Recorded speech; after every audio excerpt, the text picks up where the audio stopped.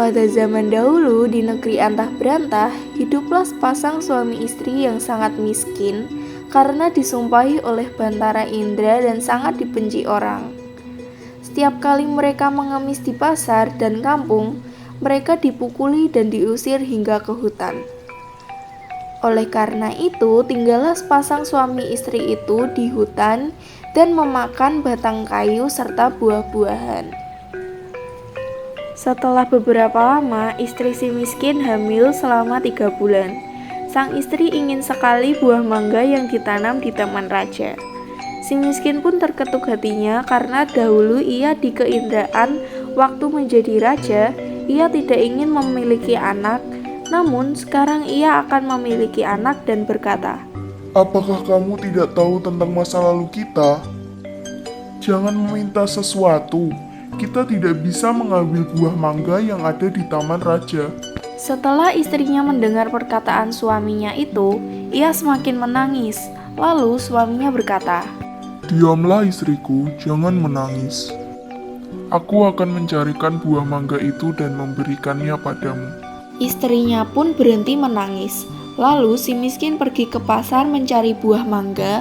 Setelah sampai di pedagang buah mangga, ia ragu untuk meminta buah mangga karena ia takut orang akan memukulinya. Pedagang buah pun bertanya, Hai miskin, apa yang kamu inginkan? Jika Anda mempunyai belas kasihan, berikanlah saya sebiji buah mangga yang sudah busuk, Tuan. Orang yang berada di pasar pun menjadi iba karena mendengar kata-kata si miskin itu. Lalu orang yang berada di pasar tersebut memberikan si miskin buah mangga, makanan, dan bahkan pakaian serta buah-buahan lainnya. Si miskin pun heran karena biasanya diusir, dipukul hingga dilempari kayu dan batu.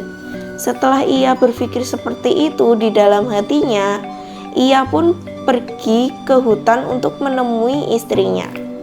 Istriku, ini buah mangga, makanan, pakaian, dan beberapa buah-buahan. Kemudian istrinya pun menginjak-injak apa yang diperoleh si miskin tersebut sambil menceritakan apa yang terjadi.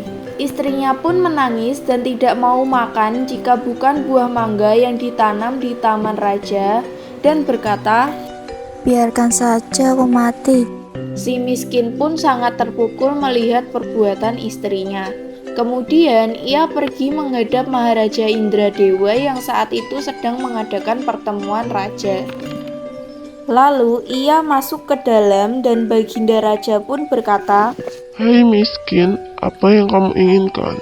Si miskin pun menjawab, Tuanku, ampunilah hamba. Hamba datang ke sini ingin meminta buah mangga yang sudah jatuh ke tanah, tuanku.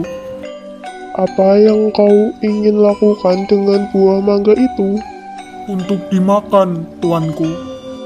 Tolong ambilkan buah mangga untuk si miskin ini. Kemudian diambilkanlah buah mangga tersebut untuk si miskin.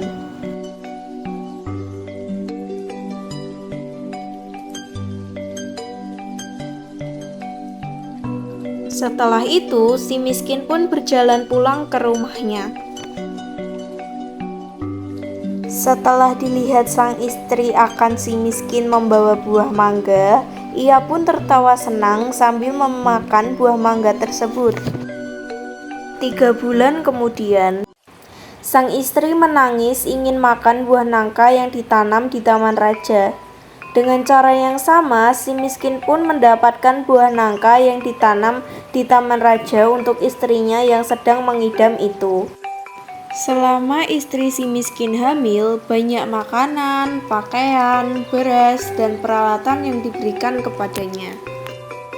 Pada waktu yang baik dan tepat, pada malam hari 14 bulan itu, bulan bersinar terang. Kemudian pada waktu itu juga istri si miskin melahirkan seorang anak laki-laki yang sangat baik dalam penampilan dan tampan. Anak itu diberi nama Marakarmah yang artinya anak di dalam kesulitan. Dengan takdir Allah Subhanahu wa Ta'ala melimpahkan kepada hambanya, si miskin pun menggali tanah untuk membuat tempat tinggal untuk keluarganya.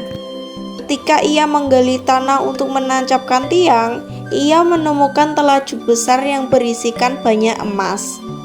Istrinya pun datang untuk melihat dan berkata, Emas ini tidak akan habis sampai anak cucu kita, suamiku. ia pun menjadi kaya dan membeli barang-barang kebutuhannya seperti kendi, utar-utar, pelana kuda, keris, dan sebagainya. Setelah kembali dari membeli barang-barang tersebut, ia mandi dengan jeruk nipis, menimang anaknya dan berseru, Jika engkau sungguh-sungguh anak dewa yang ingin menerangkan wajah ayahanda ini, biarkan negeri di hutan ini menjadi negeri yang lengkap dengan kota, parit, dan istana serta menteri rakyat dan semua raja-raja besar.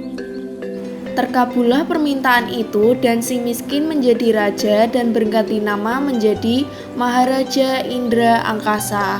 Dan istrinya berganti nama menjadi Ratna Dewi dan negeri itu dinamakan Puspasari.